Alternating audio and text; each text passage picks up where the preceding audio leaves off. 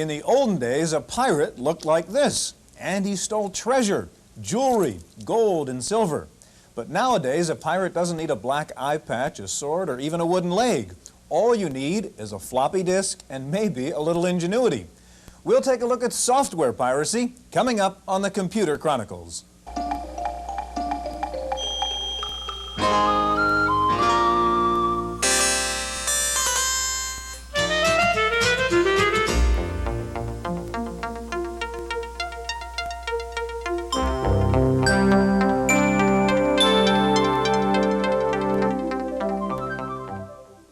The Computer Chronicles is brought to you in part by McGraw-Hill, publishers of Popular Computing, the magazine that gives readers an understanding of the technology and applications of microcomputers and software in office, home, and classroom.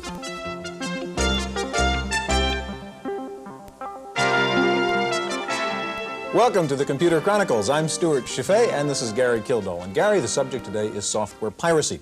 Now, Gary, I know a guy who at home has this tremendous collection of software disks piled high, and he proudly boasts to me, I didn't buy one of them.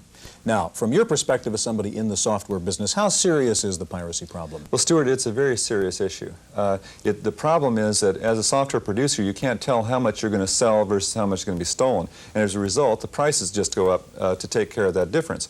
Now, if we can control piracy, then we can control the customer base we're working with, and we know how many we're going to sell, and as a result, that the industry will stabilize at probably a lower price level, much like the record industry. So I think the issue right now, in terms of mass marketing of software, is just how much can you control in terms of the piracy issue.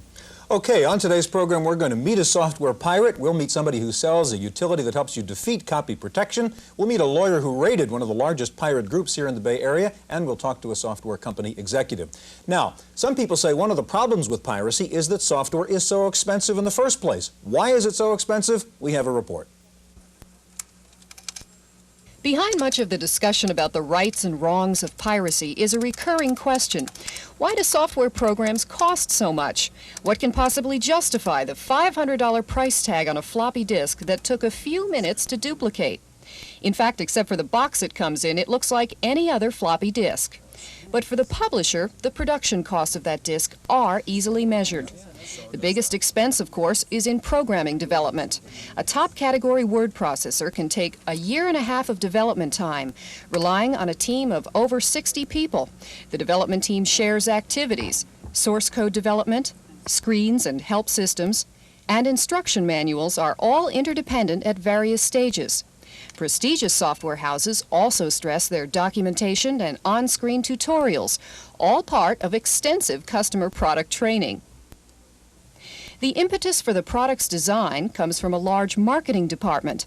Advertising, package design, and merchandising devices add another expensive layer of cost. And when you add the extra costs of disk reproduction, typesetting, printing, and distribution, the overall cost of getting the program to the customer rises to several $million. To an advanced user who buys software by word of mouth or by trying out a friend's copy, the elaborate ad campaigns and customer coddling may seem like overkill. On the other hand, the first-time computer user may demand it. In any case, the expenses are considerable and genuine. But for the user, that doesn't make the prices of software any easier to pay.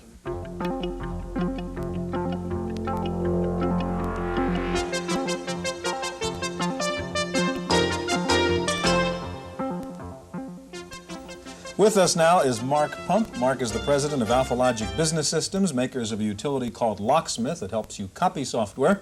And next to Mark is Smith McKeithen, vice president of Activision, a company which makes software and probably would rather not have it copied. Gary? You know, Stuart, there is a difference between the audio and video dubbing or copying business, I suppose, and software in the software industry, because the 20th copy of a program or data is just as good as the very first copy. Now, I think of something like Activision as really being in the ROM cartridge business, but I guess you've moved away from that. How do you view the whole piracy issue from Activision's standpoint? Well, Gary, the issue of piracy is one of our intellectual property being essentially ripped off by people who haven't put the intellectual or financial investment into creating that. It takes from 1,500 to 2,000 hours to create a piece of quality software. And that's an investment just like the investment that an author makes in writing a book, or a producer or director makes in putting on a movie. And when someone takes that product and copies it and tries to market for cents on the dollar, it means that the creator of the software, such as a David Crane in our business, is working for nothing. Well, do you differentiate then between someone who's going to copy and then resell versus someone who's going to copy and give to their friend? Or no, I don't make any difference between the two, because I believe that both people suffer from essentially ethical blinders. It's as if I took a Porsche that I never wanted to drive, but I slipped it past a security guard. Now, even if I didn't drive it, or if I gave it to a friend, that would be stealing. And that's the same thing that happens to a company like Activision when someone uses its software in an unauthorized manner. Okay, now, Mark, from your side, don't users sometimes have a legitimate need to make copies of a program? Yes, without a doubt, the user has a legitimate need to make a copy of a program. If he's using his original copy and for some reason the copy becomes unusable, he's left without a program that his business might very well depend on for its day-to-day operations. Being without the software is in many ways being without an important part of his company. Well, it seems like there's also just the very basic need that some people have in taking a diskette and copying it over to hard disk. It's a very simple operation that you need to do a lot of times, say, on an IBM PC. Yes. Okay, now tell us about Locksmith. What does it do? Well, Locksmith is a program that makes an identical copy of the original disk. Unlike what you might have heard about breaking a piece of software, breaking the protection, which involves removing the protection, and in most cases removing any serial numbers and copyright notices that the software contains. Locksmith makes an identical copy, retains the protection, it retains the copyright notices, retains the serial numbers. It makes an identical copy, an identical protected copy of the original piece of software. Okay, now Mark, I think you have here in the Apple a piece of software which we don't want to identify, but you're going to show us this piece, you're going to make a copy of it with Locksmith, even though we otherwise could not make a copy of this disk, right? Yes, Locksmith, because of the way it works, it is not a very fast utility. It takes between 8 and 10 minutes to make a backup copy of a piece of software. This does not easily lend itself to the pirate who needs to make copies much faster. Typically, the pirate, for this reason, will break the software. Still, an 8-minute backup is, for many people, a lot cheaper, I guess, than going out and paying the extra $40, right? Well, yes, it is, of course, used for that.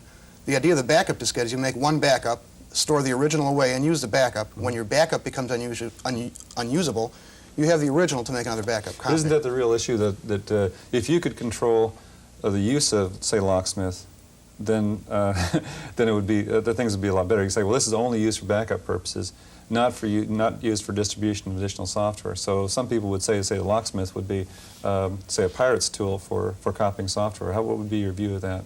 Well, in our advertisements and, in fact, in the manual, we encourage users to use it only for legal purposes. Of course, there are people who use it for pirating, even though there are much better ways to pirate software than using Locksmith. Okay, show us how you'd make a copy of this uncopyable disk then.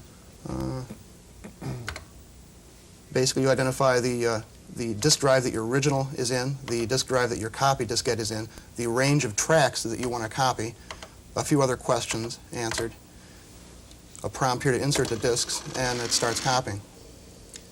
Now, that seems awfully easy, Smith, from your point of view. How do you react to a product like that? Well, the problem with a product like this is that this kind of product just facilitates people getting into intellectual property and stealing it. It makes it much too simple for them to do it. And if, in fact, a user of, say, one of Activision's products has a problem with this product, he only need call us on an 800 toll-free line or send the damaged product in and we'll replace it. We have a year-long warranty on our products. We stand behind them. We receive over 3,000 pieces of mail a week from people who use Activision products and want to know about upcoming products. And these people have formed a bond with us, which we will not ignore by not giving them good service. And all the responsible software manufacturers follow that same trend.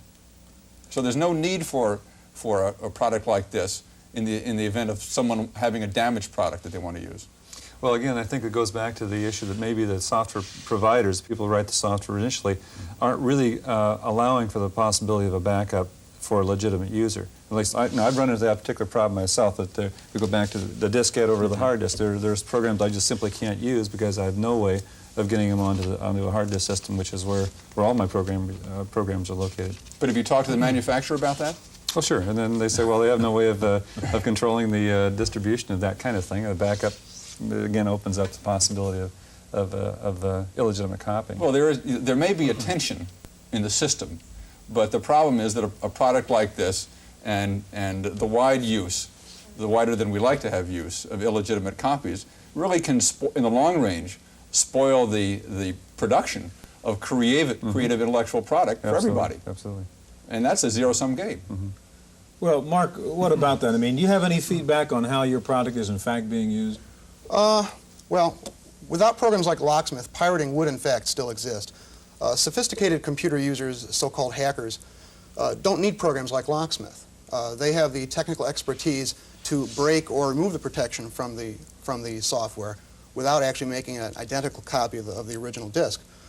I'd say that's true for real dyed-in-the-wool pirators, but I think that I've experienced this myself because I have a 15-year-old son who's involved. Now, I tried very hard to keep him from copying software, and he's very good at that, but I see a community of say, relatively unsophisticated users of that age group that do some copying, and I don't think in many cases they would be doing it if they didn't have programs available to unlock some of these things. Well, one of the largest users of Locksmith is schools. Educational software is not cheap, and teachers feel reluctant to take their only copy of an expensive piece of software, put it in their students' hands, and allow it to be either stolen or damaged by sharp objects, magnetic fields, what have you. Most schools that buy Locksmith use Locksmith to archive. They make a backup copy of the original, archive the original, and let the students use the backup copy. Thank you, gentlemen. Now, in just a minute, we're going to meet Captain Crunch, one of the original pirates. We'll meet a current-day pirate, and we'll meet a lawyer who busted the West Coast Computer Connection, an alleged band of pirates. That's coming up next.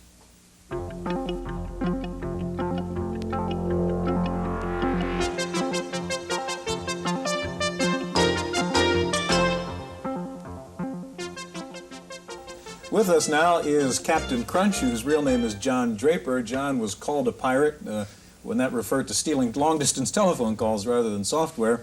And sitting next to John is Neil Smith. Neil is a partner in the firm of Limbach, Sutton, and Neil might be called a pirate buster these days. Gary?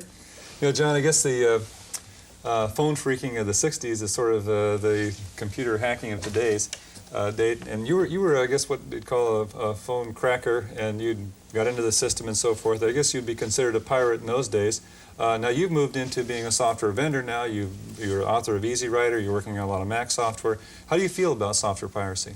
Well, it's definitely a problem, and the problem is probably because of the very high cost of software.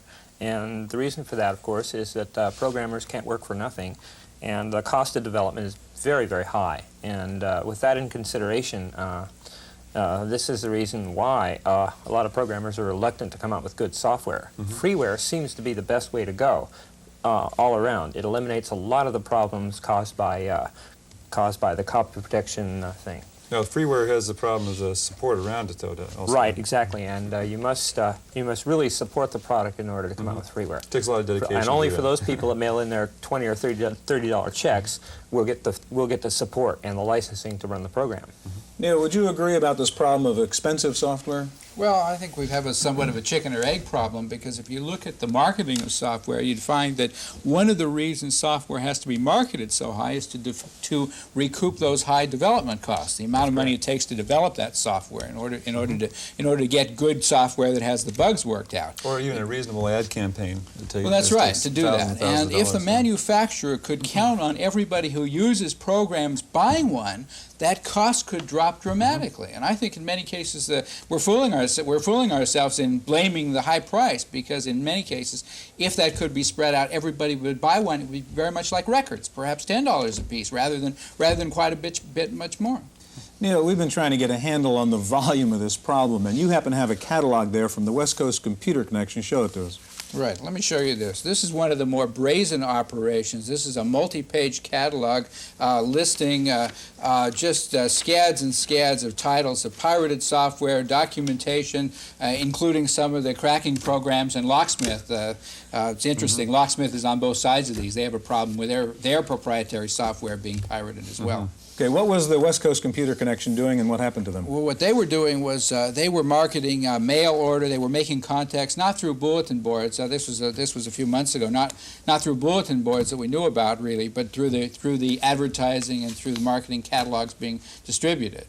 And what we did there, it turns out this happened to be, and I'm not saying everybody's going to get by so easily, but it happened to be some juveniles, and because of the concern about that, we really went over and visited them and explained the seriousness of this, and they agreed to cut it out. We have a written agreement from them that they would discontinue it. The remedies under the law are much stronger, and we may want to talk about that. Thank you, gentlemen. We'll be back in just a minute. As we heard, some people suggest that if software were cheaper, then there wouldn't be the motivation to have piracy. Wendy Woods took a look at that idea. Overlooking the San Francisco Bay, and here in this little garage, is one of the most revolutionary software businesses in the United States. Welcome to Headland Press. This is the home of freeware, specifically PC Talk, a communications program that's not copy protected.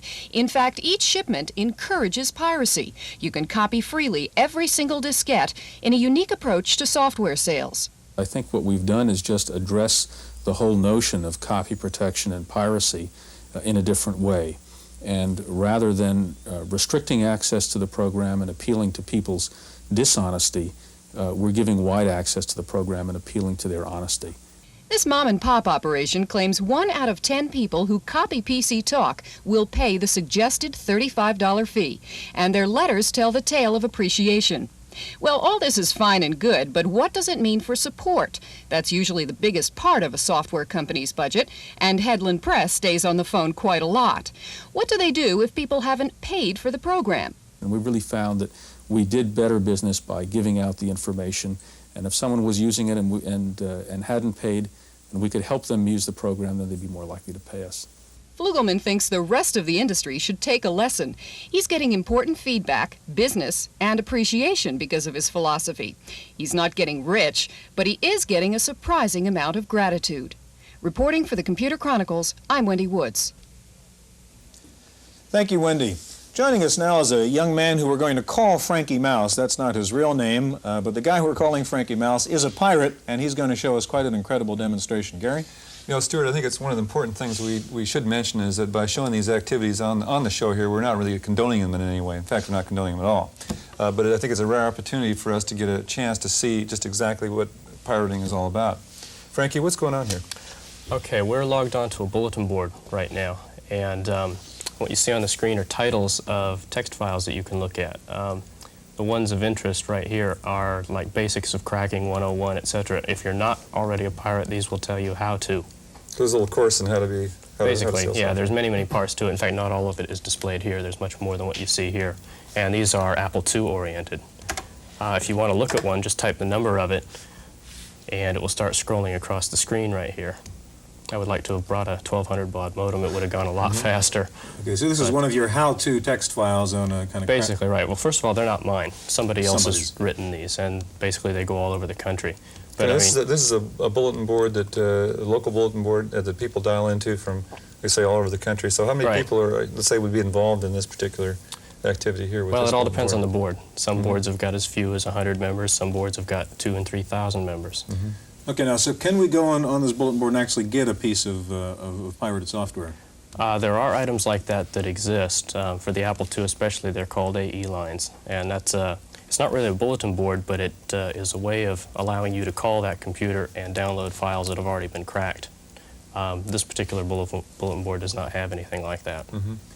Okay. How many bulletin boards are there like this throughout the country, just as a guess? Do you have any idea at all? Hundreds or? Hundreds, maybe thousands. I have really no idea. They're all over the place, though. How do you feel about that? I mean, do you feel like it's why do you do this? What's the reason? Well, unlike West Coast Computer Connection here, we don't do anything like that for profit. Basically, it's just for fun and recognition. I mean, if you have a popular name, such as you mentioned the name Mr. Crackman to any pirate, and they'll know who you're talking about. They won't know who he is personally, but they'll know who you're referring to. So your interest is in the, I guess, in the fun that you would have in actually cracking the program, and that's the activity that it's kind of like a game, mm-hmm. right? And, you know, you're outsmarting the software makers. Do you feel like that has any? Are there any moral issues at all that you're worried about? Well, you can't deny it. I guess it is stealing. I mean, you didn't pay for it, and now you have it. I mean, you've got it somewhere. That's stealing. Mm-hmm. I really can't say, though, how much software companies lose in revenue because, first of all, copied program is like free advertising in a way because it goes out. And among me and my friends, we have sort of a code of honor that we follow. If we have a program and we use it a lot, we like it, we will go out and buy it, simply so we have the manuals and the support and all that stuff. Frankie, if you could log off here, and I want you to show me your pirated DB master in a second. And Neil, while Frankie's doing that, how do you react to what you just heard from Neil as a guy who represents software publishers? Well, I think there's both a moral issue here and a legal issue. As we talked about before, and you know, Frankie didn't hear that, but he may catch it later.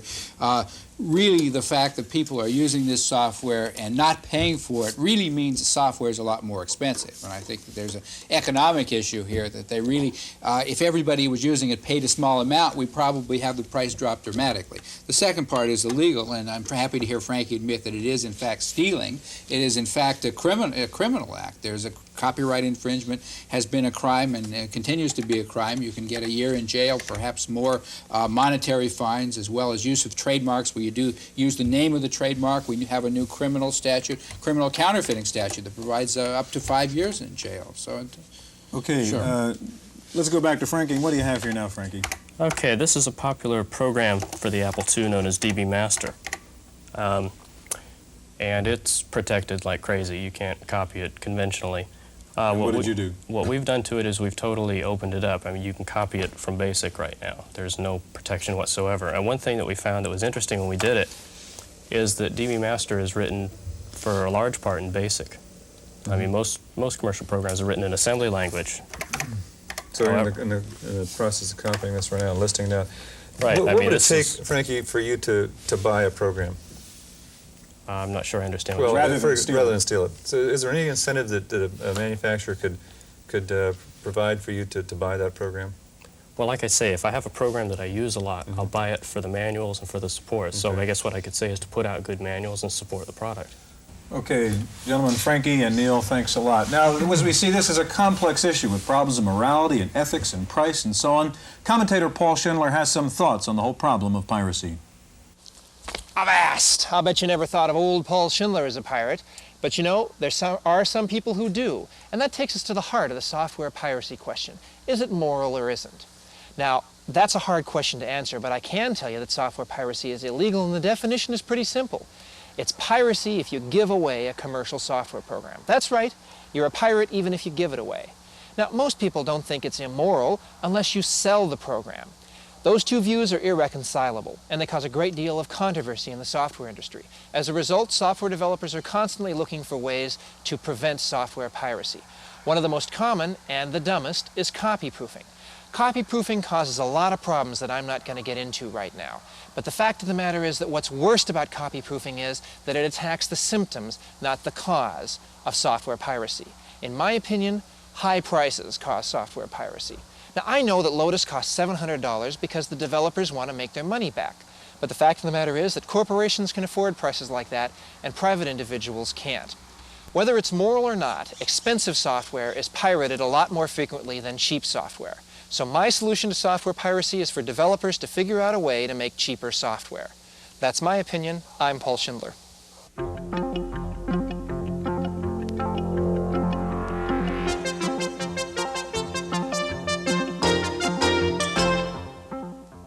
In the random access file this week. Imagine it's April 15th, almost midnight, and instead of rushing down to the post office to drop in your tax returns, you simply turn on your modem and download the old 1040 to Uncle Sam. The IRS says it is looking into electronic tax filing, including sending in a return on a floppy disk. One IRS analyst said he thought there could be electronic filing within 5 years. Meanwhile, just like Christmas baubles in October, software store shelves are filling up with tax preparation programs. There are an estimated 50 tax programs in the market this year, ranging in price from about $50 to more than $300. Some just help you prepare your returns, others actually help you in tax planning. Here's a list of 5 of the most well-known tax programs and their prices. Most of the tax software is available for the IBM PC and the Apple line. The IRS, by the way, has cracked down on the rules regarding tax deductions for home computers. Under the revised law, you can only take the full tax deduction for your PC if you use it at least 50% of the time for legitimate business purposes. And using your computer to analyze personal investments will not count as part of that. Best to check with your accountant. Well, along with electronic tax filing, electronic job finding is growing. There are now 5 online job databases in the country. Business Week magazine says employers are warming to the efficiency of doing online searches for prospects, since they can add or subtract qualifying criteria and so narrow or broaden the pool as needed. American computer manufacturers are poised for the impending invasion of the Japanese MSX computers, but no one seems too worried. Most analysts seem to think the Japanese PCs will offer too little, too late. MSX machines were introduced in Europe late last year and have so far received a cool reception. How about a warm reception for our software reviewer, Paul Schindler? If you don't recognize these moves, you probably never played pinball. Now, I'm not talking video games here, I'm talking the real thing. A little steel ball moving down through a gadget-filled field. You know, I can still remember the first time I found out that real pinball players deliberately bumped the game and felt the rhythm of the tilt detectors in order to try to avoid a tilt. Now, why am I telling you about all this? Because the true pinball experience has been captured by a game called Night Mission Pinball. Now, this is not one of those games where you get to design the pinball game. The basic design's locked in. But while you can't install things just where you want them, you can control every other aspect of the game. Ball speed, friction, kicker power, bonus points, bumper resilience. I still remember at MIT, whenever people would start winning too many games, they'd deaden the bumpers. Talk about realism! When you start Night Mission Pinball, you see quarters on the screen dropping into a slot. And you can bump this game. But if you bump it too hard, it tilts. This is the finest simulation of a physical game I've ever seen. Hats off to SuvLogic, Champaign, Illinois, the people who, for just $40, bring you Night Mission Pinball. For Random Access, I'm Paul Schindler. Commodore says it will lay off more than 500 workers from its plants in Pennsylvania and California. Commodore says inventories are high, due in part to slower than expected Christmas sales. Hewlett-Packard reportedly will be coming out with an upgrade of its Model 110 portable. The new version will feature a 24-line display, 512K of RAM, and a price tag under $2,000. It reportedly will not come with bundled software in ROM. Software Access International just completed a survey of computer users to see what they do with their computers. Results: an average user spends 12.2 hours a week with his PC, and about half of the time is spent on work, the other half on games. There's a new game out called COMEX, the Game, by the Commodity Exchange in New York. It's a sophisticated simulation of real commodities trading where money can be made and lost real fast. The exchange says it is selling the software in the hopes that users will then move from the game to the real thing. Finally, you've seen those personals columns in the newspaper, you know, single white male, Sikhs, etc. Well, you guessed it. New York Magazine, the famed repository for the cryptic lust-wanted ads, has a new electronic mail network called XNet. It is essentially a personals bulletin board in which New Yorkers can post their desires for dates. XNet says about 300 hungry hopefuls have signed up for the service. That's it for this week's Computer Chronicles. We'll see you next time. The Computer Chronicles was brought to you in part by McGraw-Hill, publishers of Popular Computing, the magazine that gives readers an understanding of the technology and applications of microcomputers and software in office, home, and classroom.